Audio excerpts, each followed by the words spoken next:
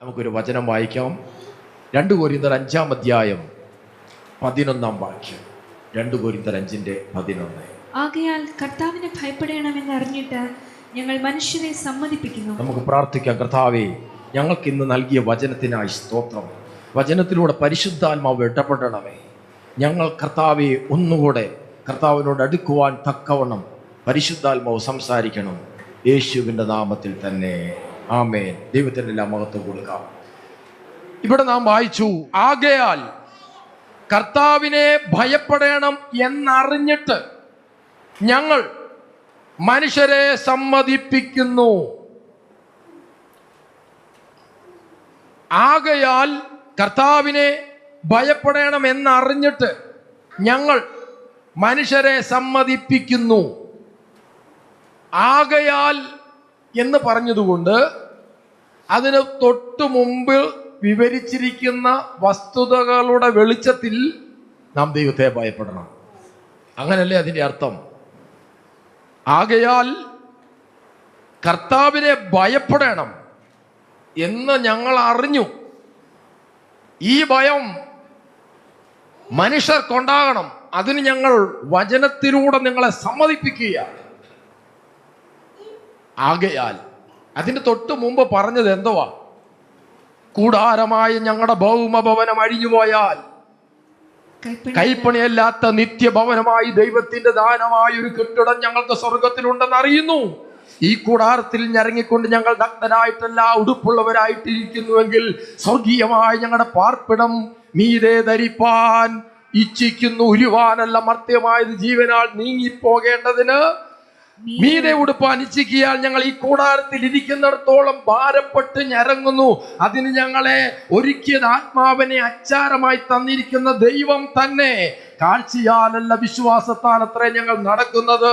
ആമേൻ. തുടർന്ന് പറയാണ്, ഇങ്ങനെ ഞങ്ങൾ ധൈര്യപ്പെട്ട് ശരീരം വിട്ട് കർത്താവിനോട് കൂടെ വസിപ്പാൻ അധികം ഇഷ്ടപ്പെടുന്നു. അതുകൊണ്ട് ശരീരത്തിൽ വസിച്ചാലും ശരീരം വിട്ടാലും ഞങ്ങൾ അവനെ പ്രസാദിപ്പിക്കുന്നവരാകും. അതുകൊണ്ട് ആമേൻ സ്തോത്രം, ഒരുത്തൻ ശരീരത്തിൽ വസിക്കുമ്പോൾ ചെയ്തത് നല്ലതാകിലും തീയതാകിലും അതിന് തക്കവണ്ണം പ്രാപിക്കേണ്ടതിന് നാം ഓരോരുത്തരും ക്രിസ്തുവിന്റെ ന്യായാസനത്തിനു മുമ്പാകെ വെളിപ്പെടേണ്ടതാകുന്നു. Price the Lord. നമുക്കൊരു ന്യായാസനമുണ്ടെന്നും ശരീരത്തിൽ വസിക്കുമ്പോൾ ചെയ്തത് നല്ലതാകിലും തീയതാകിലും അതിന് തക്കവണ്ണം പ്രാപിക്കേണ്ടതിന് ഒരു ന്യായാസനത്തിനു മുമ്പാകെ എല്ലാവരും നിൽക്കേണ്ടതാണ്. അതുകൊണ്ട് നിങ്ങൾ ദൈവത്തെ ഭയപ്പെടുക. Price the Lord. ദൈവത്തെ ഭയപ്പെടേണ്ടതിന്റെ ഒന്നാമത്തെ ആവശ്യം, ഒരു ന്യായാസനമുണ്ട്. നാം ഓരോരുത്തരും ദൈവത്തോട് കണക്ക് ബോധിപ്പിക്കേണ്ടി വരും. ഈ ഭയം നമുക്ക് നഷ്ടപ്പെടുന്നു. ദൈവത്തെ ഭയമില്ലാത്തത് കൊണ്ടാണ് എന്ന് ഞാൻ പറയട്ടെ. നമ്മൾ സഭായോഗങ്ങളിൽ ഉപേക്ഷിക്കുന്നതും സഭായോഗത്തിൽ നമുക്ക് വരാൻ പറ്റുന്ന സമയത്ത് വരാതെ മനപൂർവമായിട്ടോ നിസ്സംഗതയോ അലസതയോ നിമിത്തം നാം താമസിക്കുന്നതും ദൈവഭയത്തിന്റെ കുറവാണെന്ന് ഞാൻ പറഞ്ഞാൽ നിഷേധിക്കാൻ തയ്യാറാണോ? ഇന്ത്യയുടെ പ്രധാനമന്ത്രി നിങ്ങൾക്കൊരു അപ്പോയിന്റ്മെന്റ് തന്നു, 10:30 വരണമെന്ന് പറഞ്ഞു. Price the Lord. 10:30 നിങ്ങൾ വയ്യ പൈപ്പിനകത്ത് വെള്ളം ഉണക്കി കുളിക്കാനിരിക്കുന്ന രംഗമാണോ? അല്ല. 10:30 തന്നെ അതിനൊരു അരമണിക്കൂറും കൂടെ വരും. Price the Lord. എന്തുകൊണ്ട്? ഇത്ര വലിയൊരു അധികാര കേന്ദ്രത്തിലിരിക്കുന്ന ഒരുവൻ ഒരാജ്ഞ പുറപ്പെടുവിച്ചപ്പോൾ ആ സ്ഥാനത്തോടുള്ള ബഹുമാനം, ആ സ്ഥാനത്തോടുള്ള ഭയം നമ്മെ അങ്ങനെ ഒരു തീരുമാനത്തിലെത്താൻ പ്രേരിപ്പിക്കുന്നുവെങ്കിൽ, സർവശക്തനായ ദൈവം വെളിപ്പെട്ട് നിൽക്കുന്ന ദൈവത്തിന്റെ ഇഹലോകത്തിലെ പ്രത്യക്ഷതയുടെ ആമേൻ കൂടിവരവിന്റെ അനുഭവമായ സഭായോഗം എന്തുകൊണ്ട് നാം ഉപേക്ഷിക്കുന്നു, അല്ലെങ്കിൽ നാം താമസിക്കുന്നു? ഒന്ന് സ്വയം ശോധന ചെയ്യുന്നത് നല്ലതായിരിക്കും. ദൈവോന്മുഖമായി പരിശുദ്ധാത്മാവ് അകത്തു നിക്ഷേപിക്കുന്ന ദൈവത്തെ ഭയപ്പെട്ട് ദൈവിക കാര്യങ്ങൾക്ക് നിങ്ങളൊരു പ്രാധാന്യം കൊടുക്കാൻ നിങ്ങൾ ബോധപൂർവ്വം ശ്രമിച്ചാൽ നിങ്ങൾക്കത് സാധിക്കും. നിശ്ചയം. വിശ്വസിക്കുന്നുണ്ടെങ്കിൽ കരങ്ങൾ ഉയർത്തി ഒന്ന് ദൈവത്തിനൊന്ന് മഹത്വം കൊടുത്തേ.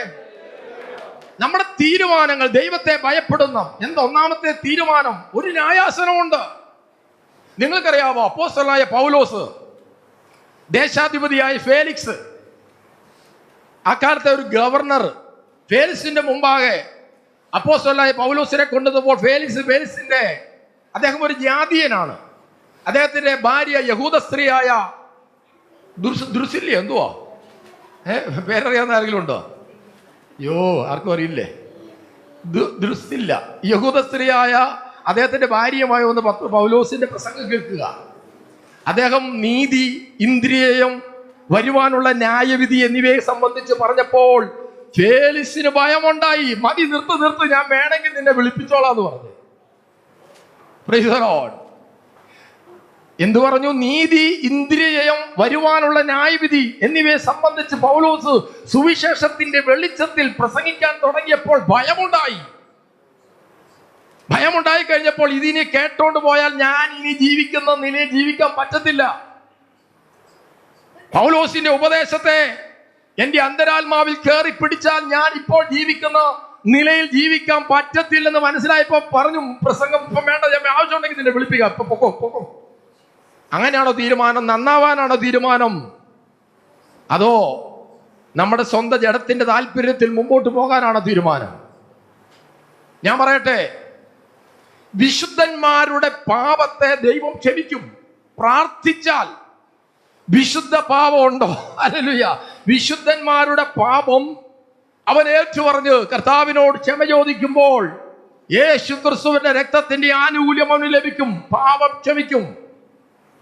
എന്നാൽ ഭയപ്പെടുവാൻ ഒരു കാര്യം ഞാൻ പറയട്ടെ, ജഡത്തിൽ വിതയ്ക്കുന്നവൻ ജഡത്തിൽ നാശം കൊയ്യുമെന്നും തിരുവചനമുണ്ട്. വിശുദ്ധനാണെങ്കിലും ഈ ഭൂമിയിൽ കർത്താവിന്റെ രക്ഷയെ സ്വീകരിച്ച് കാൽവറിയുടെ രക്തത്തിൽ കഴുകൽ പ്രാപിച്ചവൻ എപ്പോഴും ജഡത്തിൽ വിതച്ചുകൊണ്ടിരിക്കുന്നവനാണെങ്കിൽ ഈ ഭൂമിയിൽ നിന്ന് നിന്റെ ജീവൻ പോയി നീ മണ്ണിനോട് ചേരുന്നതിന് മുമ്പ് ജഡത്തിൽ വിതച്ചതിന് ജഡത്തിൽ ഒരു കൊയ്ത്തുണ്ടെന്ന് മറന്നു പോകരുത്. ഒന്ന് സ്തോത്രം പറയാമോ? ഒരു ഭയങ്കരനായ ഒരു വലിയ പ്രവാചകനായ മനുഷ്യനായിരുന്നു ദാവീദ്. സംശയമൊന്നുമില്ലല്ലോ, ദാവീദിനെ പോലെ പ്രവചിച്ച ആരാ ഉള്ളത്?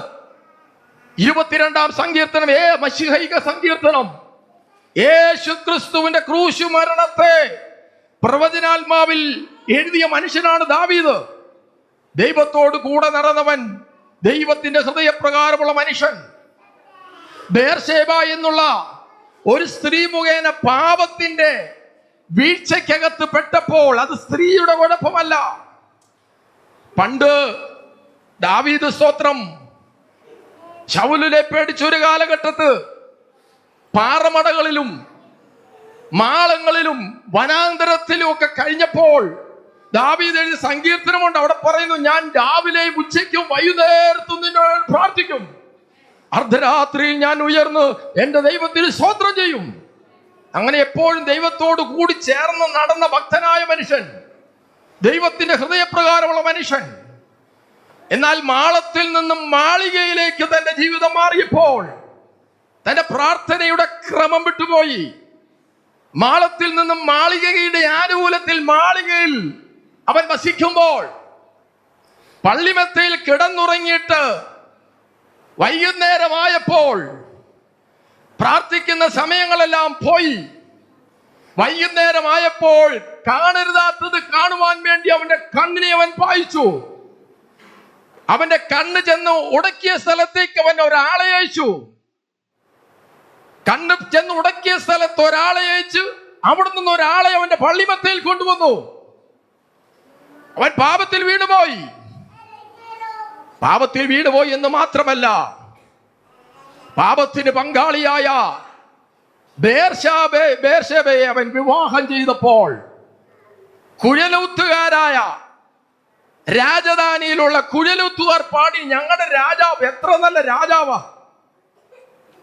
ഞങ്ങളുടെ സൈന്യത്തിലെ ഒരു പടയാളി പോർക്കളത്തിൽ പട്ടുപോയപ്പോൾ അവന്റെ കുടുംബത്തെ രക്ഷിക്കുവാൻ വേണ്ടി, അവന്റെ കുടുംബത്തെ ആശ്വസിക്കാൻ വേണ്ടി ഞങ്ങളുടെ രാജാവ് എത്ര നല്ല രാജാവാ, ആ പടയാളിയുടെ ഭാര്യയെ തനിക്ക് ഭാര്യയായി സ്വീകരിച്ച് എത്ര സ്നേഹം കാണിച്ചവനാ എന്നാണ് കുഴലൂത്തുകാർ പാടിയത്. സാമാന്യ ജനം അങ്ങനാണ് വിശ്വസിച്ചത്. എന്റെ ഒരു പടയാളി പോർക്കളത്തിൽ പട്ടുപോയപ്പോൾ അവന്റെ കുടുംബത്തെ സംരക്ഷിക്കുവാൻ വേണ്ടി എന്ത് ത്യാഗമാണ് ഞങ്ങളുടെ ഈ മഹാനായ രാജാവ് ചെയ്തത്, അല്ലേ? ആ പട്ടുപോയ പടയാളിയുടെ ഭാര്യയെ താൻ ഭാര്യയായി ചേർത്തുകൊണ്ട് എത്ര നല്ല മനുഷ്യൻ. ഇന്ന് നമ്മുടെ ഭരണാധികാരികളെ കുഴലൂത്തുകാർ പാടുന്ന പാട്ടുകളൊക്കെ എങ്ങനെയാണെന്ന് വിചാരിച്ചാൽ മതി. നമ്മുടെ ഭരണാധികാരികളെ കുഴലൂത്തുപാടി പാടി പാടി സ്തുതിക്കുന്ന ഉപജാഗ വൃന്ദങ്ങളുണ്ട്. അന്നും അങ്ങനെ ഉണ്ടായിരുന്നു. രാജധാനി വിദൂഷകന്മാരുണ്ടായിരുന്നു. പാടി സ്തുതിക്കുന്ന അവർ സ്തോത്രം പാടി സ്തുതിച്ചപ്പോൾ രാജാവ് അങ്ങ് വലിയ ആളാണെന്ന് വിചാരിച്ചു. എന്നാൽ കാര്യങ്ങൾ അങ്ങനൊന്നും അല്ലായിരുന്നല്ലോ. ആമേൻ. ഇത് സംഭവിച്ചിട്ട് വേഗം 9 മാസം ഒരു കുഞ്ഞ് പിറക്കേണ്ട സമയമേ വന്നുള്ളൂ. ദൈവത്തിന്റെ അഗ്നിജാലയ്ക്കൊത്ത കണ്ണിനകത്ത് വെളിപ്പെട്ട അകൃത്യത്തെ ചോദ്യം ചെയ്യുവാൻ ഒരു അഭിഷിക്തനെ ദാവീദിന്റെ ഗൃഹത്തിലേക്ക് ദൈവം അയച്ചു. നാഥാൻ പ്രവാചകൻ ചെന്നു. അദ്ദേഹം ഒരു സംഭവം വിവരിച്ചു. ഒരു മനുഷ്യൻ, ഒരു സാധുവായ മനുഷ്യൻ ആറ്റുനോറ്റ് ആമേൻ സ്തോത്രം ആമേൻ എപ്പോഴും ആമേൻ പുലർത്തി പോന്ന തൻ്റെ ഒരു ആട്ടിൻ കുഞ്ഞ്, ധനാഢ്യനായ ഒരു മനുഷ്യൻ, അവന് ഇഷ്ടംപോലെ ആടുകളുണ്ട്. ഏതാടിനെ വേണമെങ്കിലും എപ്പം വേണേലും അവന് ഭക്ഷിക്കാം. എന്നാൽ അവൻ്റെ അനേക ആടുകളിൽ ഒരാടിനെ പോലും എടുക്കാതെ ഈ സാധുവായ മനുഷ്യൻ ഓമനിച്ചു വളർത്തിയ ആടിനെ അറുത്തു. പ്രീസലോ, ആടിനെ എടുത്തു. അപ്പോൾ ദാവീദ് ഒറ്റവെട്ടിനെ ആമേൻ തലതെറിപ്പിക്കുവാൻ അധികാരമുള്ള അധികാര യന്ത്രത്തിലിരിക്കുന്ന മനുഷ്യൻ ചാടി എണീറ്റു. ആരാണവൻ? ദാവീദിന്റെ മൂക്ക് വിറയ്ക്കാൻ തുടങ്ങി, കോപം ജ്വലിക്കാൻ തുടങ്ങി. നാഥാൻ പ്രവാചകനിൽ പ്രത്യക്ഷപ്പെട്ട ദൈവത്തിന്റെ ആത്മാവിന്റെ ശക്തിയോടെ, ആ മനുഷ്യൻ നീ തന്നെ.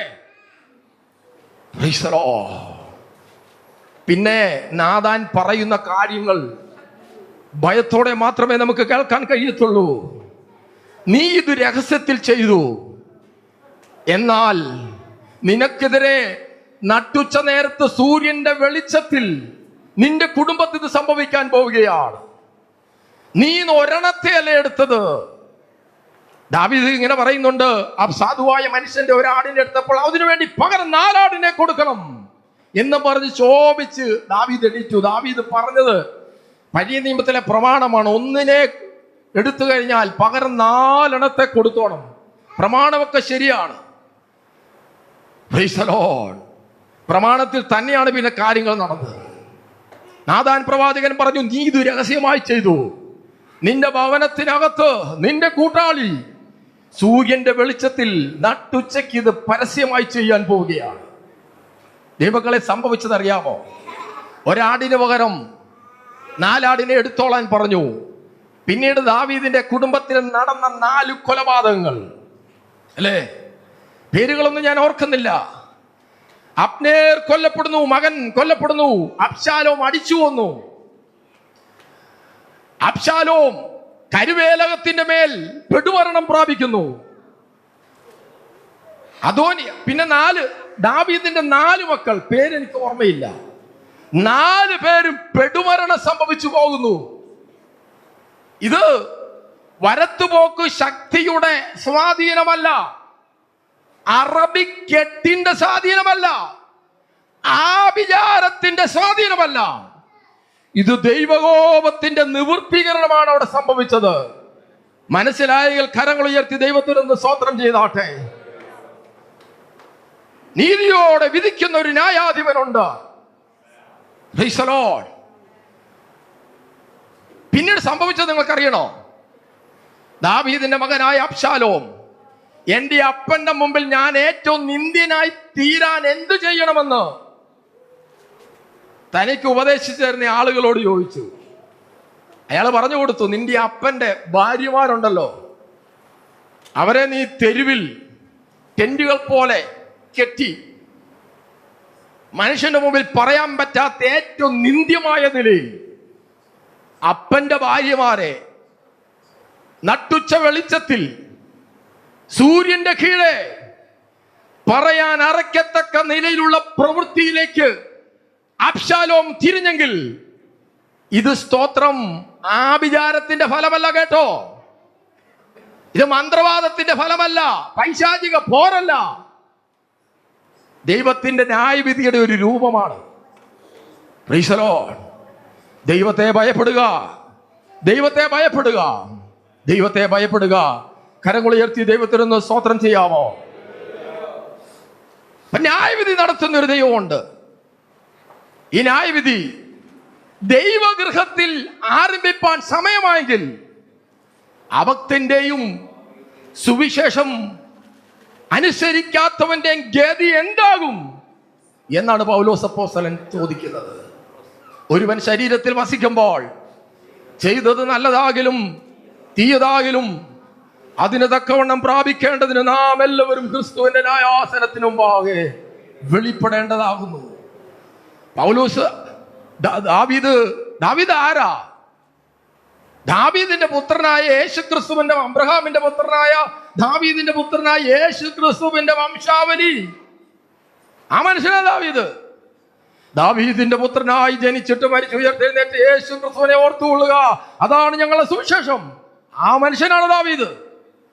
ആ ദാവീദിന്റെ കുടുംബത്തിൽ അവന്റെ അനർത്ഥത്തിന്റെ ഫലമായി നാഥാൻ പറയുന്നുണ്ട്, വാൾ നിന്റെ കുടുംബത്തെ വിട്ടുമാറുകയില്ല.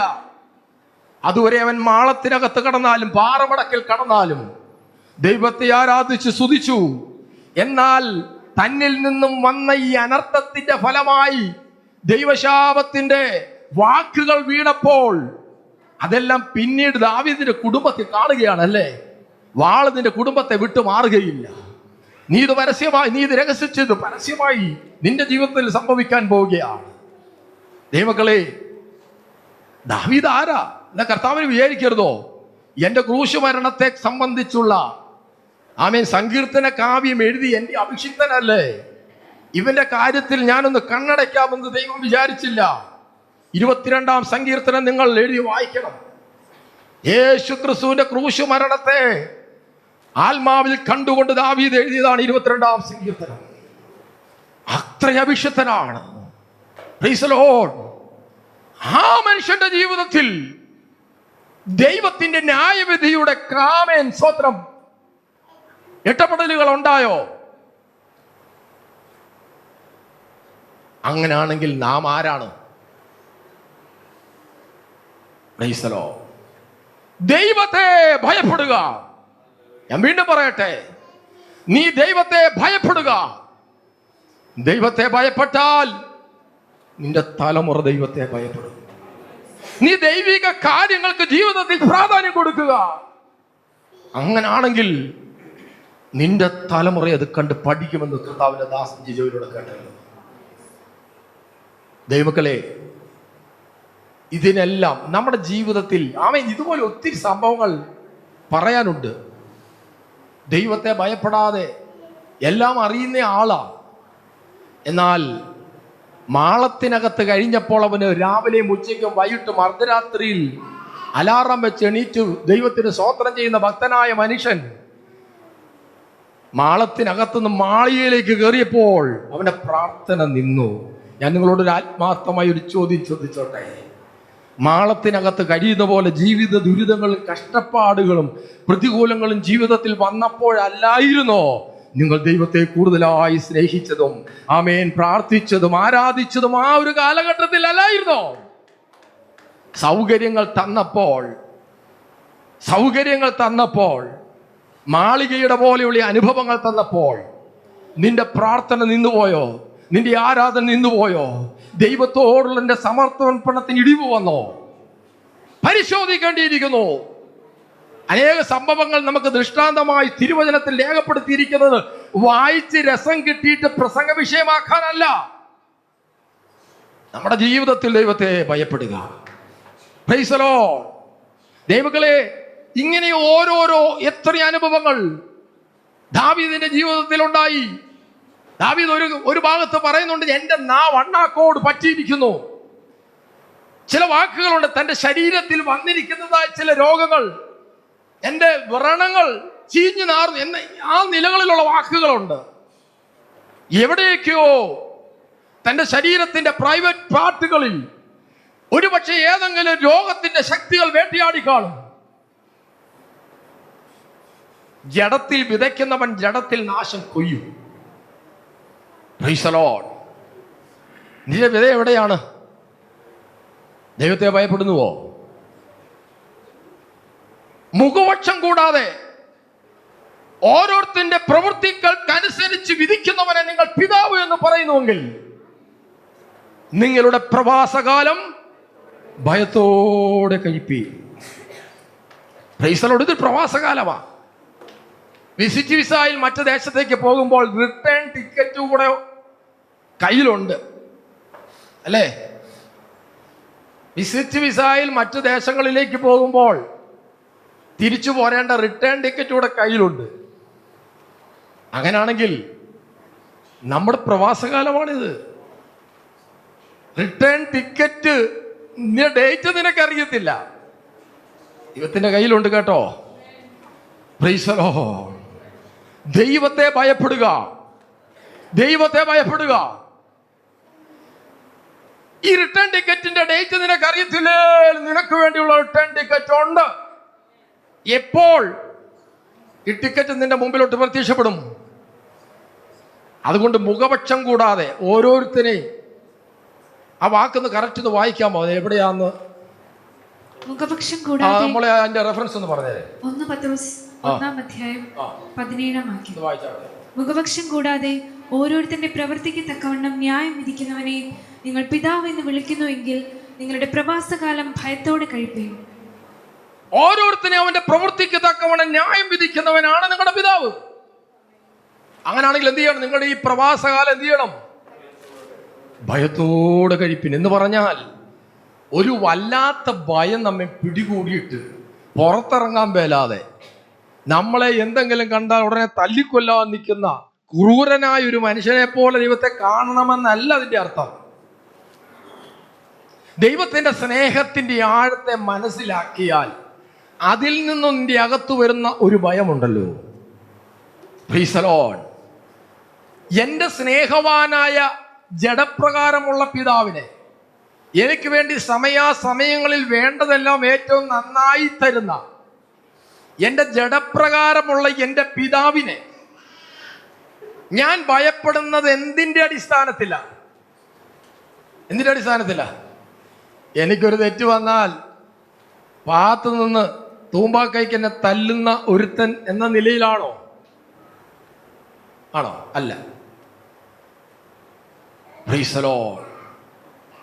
അങ്ങനാണെങ്കിൽ ജഡപ്രകാരമുള്ള നിങ്ങളുടെ പിതാക്കന്മാർ നിങ്ങളെ ശിക്ഷിച്ചത് തങ്ങൾക്ക് തോന്നുമണ്ണും അല്പകാലത്തേക്കാണെങ്കിൽ ആത്മാക്കളുടെ പിതാവോ നമ്മുടെ വിശുദ്ധീകരണത്തിനായിട്ട് തന്നെയാണ് നമ്മെ ശിക്ഷിക്കുന്നത്. ഓർത്ത് ദൈവത്തിന് മഹത്വം കൊടുത്തേ. ഏത് ശിക്ഷയും തൽക്കാലം പ്രയാസമാണ്. പിന്നത്തേതിൽ അതിൽ അഭ്യാസം വന്നവർക്ക് നീതി എന്ന ഫലമുണ്ടാകും. ദൈവങ്ങളെ, ജഡത്തിൽ വിതയ്ക്കുന്നവൻ ജഡത്തിൽ കൊയ്യും. എനിക്കൂടെ ബാധകമാണ്. Price the Lord. അപ്പോൾ ഞാൻ ശരീരത്തിൽ വസിച്ചാലും ശരീരം വിട്ടാലും ഞാൻ യേശു ക്രിസ്തുവിനെ പ്രസാദിപ്പിക്കുന്നവനാകും എന്ന് ഒരുവൻ ഹൃദയത്തിൽ തീരുമാനമെടുത്താൽ അവനിലേക്ക് ദൈവസ്നേഹത്തിൽ നിറഞ്ഞ ഒരു ഭയം അവന് വരുന്നത്. നമ്മെ നശിപ്പിച്ചു കളയുന്ന, കൊന്നുകളയുന്ന ഒരു ഒരു ഒരു ദൈവത്തെക്കുറിച്ചുള്ള ഭയമല്ല. സ്വർഗത്തിൻ്റെ ഏതോ കോണിൽ ഒരു ചാരു കസേരയിൽ ഇരുന്നു കൊണ്ട് വായിൽ മുറുക്കാനുമിട്ട് കട്ടിയുള്ള കണ്ണാടി വെച്ചുകൊണ്ട് മുറുക്കി നോക്കി നിൽക്കുന്ന ഒരു വരട്ട് കിളവനെ പോലെ അല്ല നമ്മുടെ ദൈവം. മനസ്സിലായോ? നമ്മുടെ ദൈവം നമ്മെ സ്നേഹിക്കുന്നവനായ ദൈവമാണ്. ഞാൻ ഇന്നും പറയുന്നു, ദൈവത്തിൻ്റെ സ്നേഹത്തിൻ്റെ ആഴം ഒന്ന് മനസ്സിലാക്കിയാൽ ആ സ്നേഹത്തിൽ നിന്ന് നിങ്ങൾക്കൊരു ഭയം ഉണ്ടാകാൻ തുടങ്ങും. ആ ഭയമാണ് ദൈവം ആഗ്രഹിക്കുന്നത്. അല്ലാതെ എന്നെ തീർത്തു കളയും, ശിക്ഷയെ ഓർത്തു മാത്രമല്ല ദൈവത്തെ ഭയപ്പെടേണ്ടത്. എനിക്ക് വേണ്ടി ജീവൻ തന്ന എൻ്റെ രക്ഷകൻ. ഈ സദൃശ്യവാക്യങ്ങളിൽ ഒന്ന് രണ്ട് വാക്യങ്ങളുണ്ട്, അത് നമുക്കൊന്ന് വായിക്കാം. സദൃശ്യവാക്യങ്ങളിൽ 16:6, 8:13 നമുക്കൊന്ന് വായിക്കാം. ദയയും വിശ്വസ്തതയും കൊണ്ട് അകൃത്യം പരിഹരിക്കപ്പെടുന്നു. യഹോവ ഭക്തി കൊണ്ട് മനുഷ്യർ ദോഷത്തെ വിട്ടകലുന്നു. യഹോവ ഭക്തി കൊണ്ട് മനുഷ്യൻ ദോഷത്തെ വിട്ടകലുന്നു. മലയാളം ബൈബിളില്ല, ഇംഗ്ലീഷ് ബൈബിളിൽ അത് ഫിയർ എന്നാ. ദൈവ ഭയം കൊണ്ട് ദോഷത്തെ വിട്ടകലുന്നു. അതുപോലെ സദൃശ്യവാക്യം 8:13 നമുക്ക് വായിക്കാം. യഹോവ ഭക്തി ദോഷത്തെ വെറുക്കുന്നതാകുന്നു. യഹോവ ഭക്തി എന്ന സ്ഥാനത്ത് ദൈവ ഭയമെന്ന് ചേർക്കുക. ഇംഗ്ലീഷ് ബൈബിളിൽ ഫിയർ എന്നാണ്. ദൈവഭയം ദോഷത്തെ വെറുക്കുന്നു. ഒന്ന്, ദൈവഭയം ദോഷത്തെ വിട്ടകലുവാൻ നിന്നെ പ്രേരിപ്പിക്കുന്നു. രണ്ട്, ദൈവഭയം ദോഷത്തെ വെറുക്കുവാൻ നിന്നെ പ്രേരിപ്പിക്കുന്നു. ഈ ഭയം നമ്മെ സ്നേഹിച്ച, നമുക്ക് വേണ്ടി തന്നെത്താൻ ഏൽപ്പിച്ചു കൊടുത്ത ദൈവപുത്രങ്കലുള്ള വിശ്വാസത്തിൽ നിന്ന് വരുന്ന ഭയമാണ്. തകർത്ത് കളയും, തീർത്ത് കളയും, ഇല്ലായ്മ ചെയ്യും, നശിപ്പിച്ചു കളയും. അങ്ങനെ ഒരു ഭയമല്ല. ഞാൻ പറഞ്ഞല്ലോ, തികഞ്ഞ സ്നേഹം ഭയത്തെ പുറത്താക്കുന്നുണ്ട്, അല്ലേ? അപ്പോൾ ഈ ഭയപ്പാടോടെ ദൈവത്തെ കാണുന്നത് ഒരു ആദ്യപടിയാ.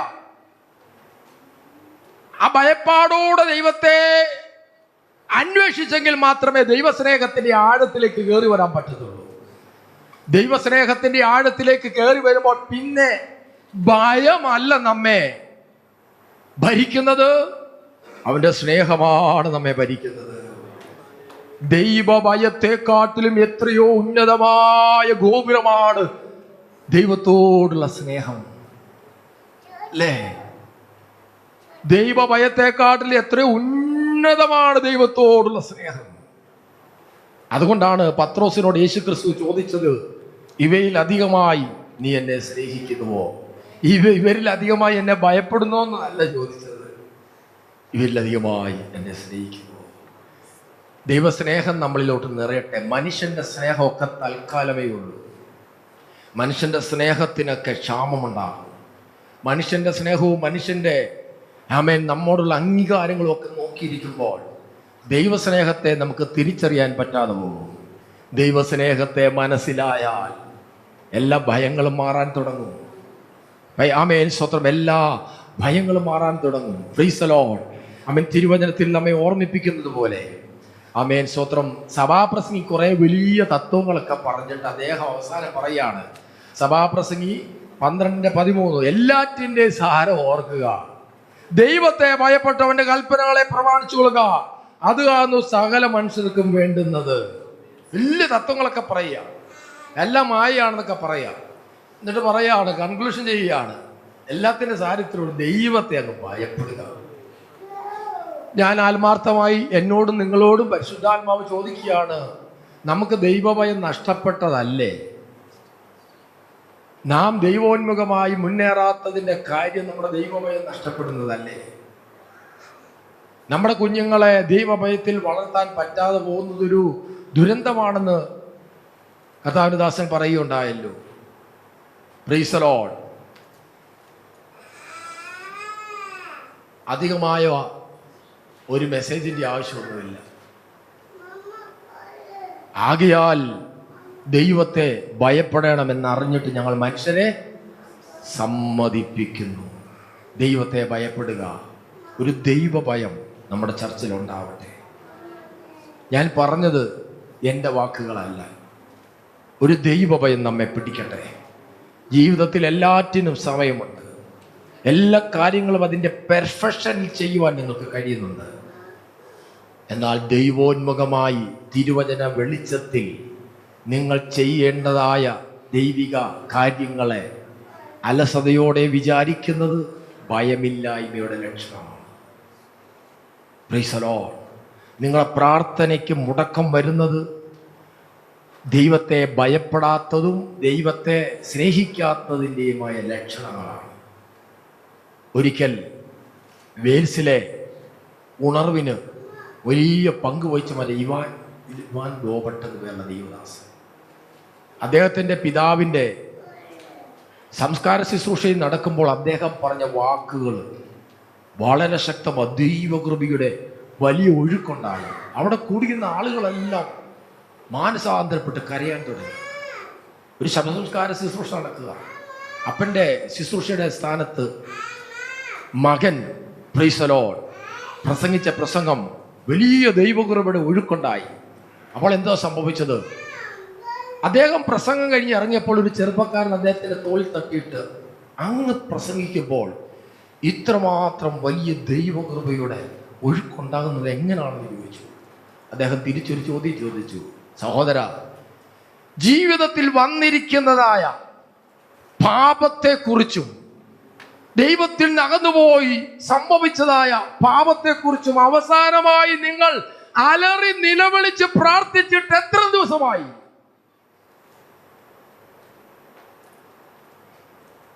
ജീവിതത്തിൽ സംഭവിക്കുന്ന പാപത്തെ കുറിച്ച് ദൈവസന്നിധിയിൽ അലറി നിലവിളിച്ചിട്ട് എത്ര കാലമായി?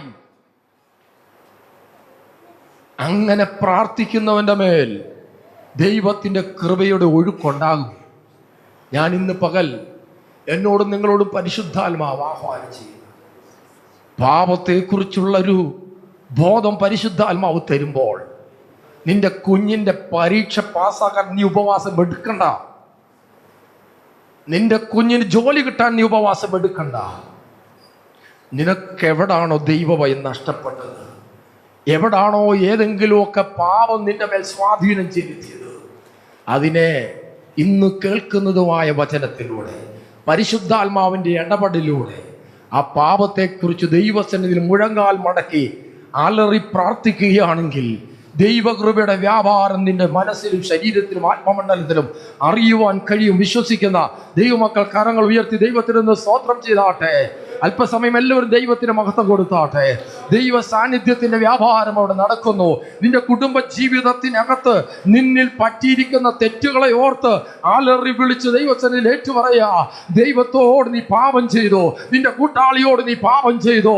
ആമേൻ. നിന്റെ ഹൃദയത്തിനകത്ത് ദൈവത്തിന്റെ ആത്മാവ് ഇന്ന് വചനത്തിന്റെ ശക്തി ഒരു കൊടുവാള് പോലെ ആമേൻ കേറി വരുമ്പോൾ, ആമേൻ, നിന്നെ സ്നേഹിക്കുന്നത് കൊണ്ട് ഈ വാള് നിന്റെ അകത്തേക്ക് കേറിക്കൊണ്ടിരിക്കുന്നത്. ഈ വാളിന് ശക്തി കൊണ്ട് അത് ആത്മാവിനെ സന്ധി മഞ്ചുകളെ വേർപിടിവിക്കും വരെ തുളച്ചു ചെല്ലുന്നതാ. അതിന് മറഞ്ഞിരിക്കുന്നതായി ഒന്നുമില്ല. ദൈവവചനത്തിന്റെ ആത്മാവിന്റെ ശക്തിയുടെ വാള് ഇന്ന് നിന്റെ ഹൃദയത്തിൽ ഇടപെടുമ്പോൾ അവിടെ എന്റെ ദൈവമേ എന്നൊരു നിലവിളി ഉണ്ടെങ്കിൽ, നാഥാൻ പ്രവാചകന്റെ വാക്കിന്റെ മുമ്പിൽ ദാവീദ് ഒന്നും ഓർത്തില്ല. നാഥാൻ പ്രവാചകനെ ഒറ്റ വാക്കിന് അവന്റെ തല കൊയ്തു കളയുവാൻ അധികാരമുള്ള അധികാര കേന്ദ്രത്തിലിരിക്കുന്ന അഭിഷിക്തനാ. ഒന്നും ഓർത്തില്ല. നെടുമ്പാട് ദൈവസന്നിധിയിൽ വീണിട്ട് പറഞ്ഞു, എന്റെ ദൈവമേ, നിന്റെ സന്നിധിയിൽ നിന്ന് എന്നെ തള്ളി കളയരുത്. നിന്റെ പരിശുദ്ധാത്മാവിനെ എന്നിൽ നിന്ന് എടുക്കുകയും വരുത്. പരിശുദ്ധാത്മാവ് പോയി കഴിഞ്ഞാലുള്ള ദുരന്തം ഈ മനുഷ്യൻ കണ്ടതാ. പണ്ടൊരു അഭിഷിക്തനുണ്ടായിരുന്നു, ശൗല്. അഭിഷേകം പ്രാപിച്ച ദൈവത്തിന്റെ അഭിഷിക്തനാ. അഭിഷേകം പേറി പോയി കഴിഞ്ഞപ്പോൾ ദുരാത്മാവ് ബാധിച്ചപ്പോൾ ഈ മനുഷ്യന് സംഭവിച്ചത് കണ്ട അനുഭവമുണ്ട് ദാവീദിന്. ശൗൽ അഭിഷിക്തനല്ലായിരുന്നു, അയാൾ ആയിരുന്നല്ലോ അല്ലേ? ശൗലിന്റെ ജീവിതത്തിൽ സംഭവിച്ചത്, അഭിഷേകം പോയി ദുരാത്മാവ് പിടിച്ചു കഴിഞ്ഞപ്പോൾ ശൗൽ എങ്ങനെയായി തീർന്നത് കണ്ട് ഭയപ്പെട്ട ഒരു മനുഷ്യനാ. ഒറ്റ പ്രാർത്ഥന, വേണ്ട ഒന്നും ചോദിച്ചില്ല, ന്യായീകരണം ഒന്നും പറഞ്ഞില്ല. എന്റെ ദൈവമേ, നിന്റെ സന്നിധിയിൽ നിന്ന് എന്നെ തള്ളിക്കളയരുത്. നിന്റെ പരിശുദ്ധാത്മാവിനെ എന്നിൽ നിന്ന് എടുക്കുകയും വരുത്. ഇന്ന് പകൽക്കാലം ദൈവത്തിന്റെ ആത്മാവ് വചനത്തിലൂടെ കീറി കുറിച്ചുകൊണ്ടിരിക്കുമ്പോൾ നിന്റെ കഷ്ടതയുടെയും പ്രയാസത്തിന്റെയും ദുരിതത്തിന്റെയും അവസ്ഥകളിൽ നീ ദൈവത്തോട് കൂടുതൽ ചേർന്ന് നടന്ന വ്യക്തിയാണ്. ദൈവം നിന്നെ മാളികപ്പുറത്തേക്ക് കയറ്റുന്ന പോലുള്ള അനുഭവങ്ങൾ കൈപിടിച്ചപ്പോൾ നിന്റെ സമയം മാറ്റിവെക്കാൻ പറ്റാത്ത നീ തിരക്കിലായി പോയോ? ദാവീദേ, രാവിലെ ഉച്ചയ്ക്കും വൈകിട്ടും പ്രാർത്ഥിച്ചു, അർദ്ധരാത്രിയിൽ എണീച്ച് സ്തോത്രം ചെയ്ത മനുഷ്യ, പാപത്തിന്റെ ശക്തികൾ നിന്നെ മാടി വിളിച്ചത് എങ്ങനാ? പാപത്തിന്റെ ശക്തികൾ നിന്നെ കീഴ്പ്പെടുത്തിയത് എങ്ങനാ? Price the Lord. ഇന്ന് പകൽക്കാല സഭയോടുള്ള ആലോചനയാണ്. പ്രാർത്ഥിക്കുന്ന ദൈവത്തിന്റെ പൈതലേ, ദുഷ്ടനായവന്റെ സ്വാധീനം എത്ര പ്രബലപ്പെട്ടാലും നിന്നെ താങ്ങി നിർത്തുന്ന ഒരു കരമുണ്ട്. നിന്നെ സംരക്ഷിക്കുന്ന യേശുവിന്റെ രക്തമുണ്ട്. വ്യക്തിപരമായി ദൈവം സംസാരിച്ചു കൊണ്ടിരിക്കുമ്പോൾ കർത്താവിന്റെ മുഖത്തേക്ക് നോക്കുക. വചനത്തിന്റെ ശക്തി വ്യാപരിച്ചു കൊണ്ടിരിക്കുന്നു. യേശുവിന്റെ രക്തത്തിന്റെ ശക്തി വ്യാപരിച്ചു കൊണ്ടിരിക്കുന്നു. പരിശുദ്ധാത്മ സാന്നിധ്യം വ്യാപരിച്ചു കൊണ്ടിരിക്കുന്നു. ദുഷ്ടനായവന് നിന്നെ കീഴ്പ്പെടുത്താൻ പറ്റത്തില്ല കേട്ടോ. നീ ദൈവസഭയ്ക്കകത്താണ് കേട്ടോ. ദൈവസഭയുടെ പ്രൊട്ടക്ഷൻ ഉണ്ട്, ദൈവസഭയുടെ പ്രാർത്ഥനയുണ്ട്, ആത്മാവിന്റെ ശക്തിയുണ്ട്. നീ സൂക്ഷിക്കപ്പെടേണ്ട വ്യക്തിയാണ്. വീഴാതെ നിന്നെ സൂക്ഷിക്കുവാൻ വചനത്തിന്റെ ശക്തി വ്യാപരിക്കുന്നു, ക്രൂശിന്റെ ശക്തി വ്യാപരിക്കുന്നു, രക്തത്തിന്റെ ശക്തി വ്യാപരിക്കുന്നു. നീ നഷ്ടപ്പെട്ടു പോകുവാൻ അനുവദിക്കാതെ വണ്ണം നിനക്ക് വേണ്ടി ഇടപെടുന്ന ദൈവത്തിന്റെ കൃപ വചനത്തിലൂടെ ഇന്ന് അനുഭവിക്കുന്ന ദൈവമക്കൾ കരങ്ങൾ അടിച്ചുകൊണ്ട് ദൈവത്തിന് മഹത്വം കൊടുത്താട്ടെ. പലപ്പോഴും പലതിലും തെറ്റിക്കടന്നിട്ടും ദൈവം പ്രവർത്തിക്കുന്നില്ലല്ലോ. ഞാൻ ഒന്നും പ്രവർത്തിക്കാകിയാൽ ഞാൻ നിന്നെ പോലെയുള്ളവനെന്ന് നീ നിരൂപിച്ചു അല്ലേ? ചെയ്ത തെറ്റിന് ദൈവം ശിക്ഷിക്കാതെ വിട്ടത് അവന്റെ ദീർഘക്ഷമയാ കേട്ടോ. ചെയ്ത തെറ്റിന് ദൈവം അപ്പോൾ മറുപടി തരാൻ അവന്റെ ദയ കേട്ടോ. അവന്റെ ദീർഘക്ഷമയെ രക്ഷ എന്ന് വിചാരിപ്പി. അവന്റെ ദീർഘക്ഷമയെ രക്ഷ എന്ന് വിചാരിപ്പിൻ. എന്നോടുള്ള അവന്റെ ദയ വലിയതല്ലോ. എന്നോടുള്ള അവന്റെ ദയ വലിയതല്ലോ. കർത്താവേ, നന്ദിയോടെ സ്തോത്രം. കർത്താവേ, ഇന്ന് പകൽക്കാലം ഞങ്ങളുടെ സഭയോട് കരുണ തോന്നണമേ. കാൽവറിയുടെ രക്തം ഞങ്ങളെ കഴുകണമേ. പാപത്തിലേക്ക് പോകാതെ വണ്ണം പരിശുദ്ധ രക്തത്തിന്റെ കാവൽ ഓരോരുത്തരുടെ മേലും വ്യാപരിക്കണമെന്ന് പ്രാർത്ഥിക്കുന്നു. പൈശാചിക മണ്ഡലങ്ങൾ ഞങ്ങളുടെ കർത്താവിന്റെ പരിശുദ്ധ രക്തത്തിന്റെയും ശക്തിയുള്ള വചനത്തിന്റെയും മുമ്പിൽ ആമേൻ പൈശാചിക മണ്ഡലങ്ങൾ വിറകൊള്ളട്ടെ. ഞങ്ങൾ ജയാളികളാണ്. യേശു ക്രിസ്തുവിൽ ഞങ്ങൾ ജയാളികളാണ്. വിശുദ്ധ സഭ ഒരുമിച്ച് പറ, ഞങ്ങൾ യേശു ക്രിസ്തുവിൽ ജയാളികളാണ്. നമ്മുടെ കർത്താവായ യേശു ക്രിസ്തു മുഖാന്തരം നമുക്ക് ജയം നൽകുന്ന ദൈവത്തിന് സ്തോത്രം. എല്ലാവരും ഒന്ന് പറഞ്ഞാട്ടെ, നമ്മുടെ കർത്താവായ യേശു ക്രിസ്തു മുഖാന്തരം നമുക്ക് ജയം നൽകുന്ന ദൈവത്തിന് സ്തോത്രം. വിശുദ്ധന്മാരുടെ പാപം കാൽവറിയുടെ രക്തത്താൽ കഴുകൽ പ്രാപിച്ച് പാപക്ഷമ കിട്ടും. എന്നാൽ ജഡത്തിൽ വിതയ്ക്കുന്നവൻ ഈ ലോകത്തിൽ നിന്ന് തൻ്റെ ആമേൻ ശരീരം മാറ്റപ്പെട്ട് ആമേൻ മണ്ണിനോട് ചേരുന്നതിന് മുമ്പ് നിന്റെ പാപം ദൈവം ക്ഷമിക്കും. എന്നാൽ അതിൻ്റെ ചില ശിക്ഷയുടെ വടികൾ ഏറ്റുവാങ്ങുവാൻ സാധ്യതയുണ്ട്. ദൈവവചനം വൃഥാപ്പായിപ്പോയി എന്ന് വരികയില്ല. നിങ്ങൾക്ക് ലഭിച്ച ദൈവത്തിൻ്റെ കൃപ വ്യർത്ഥമായി തീരരുത് എന്ന് ഞങ്ങൾ സഹപ്രവൃത്തിക്കാരായി നിങ്ങളെ ഓർമ്മിപ്പിക്കുന്നു. Price the Lord. ഒരുവൻ ശരീരത്തിൽ വസിക്കുമ്പോൾ ചെയ്തത് നല്ലതാകിലും തീയതാകിലും അതിന് തക്കവണ്ണം പ്രാപിക്കരുത്. നാം എല്ലാവരും ക്രിസ്തുവിൻ്റെ ന്യായാസനത്തിന് മുമ്പാകെ വെളിപ്പെടേണ്ടതാവുന്നു. ആകയാൽ ദൈവത്തെ ഭയപ്പെടണം എന്നറിഞ്ഞിട്ട് ഞങ്ങൾ മനുഷ്യരെ സമ്മതിപ്പിക്കുന്നു. ദൈവകരങ്ങളിലേക്ക് നമുക്ക് ഏൽപ്പിച്ചു കൊടുക്കാം. കണ്ണുനീരിൻ്റെ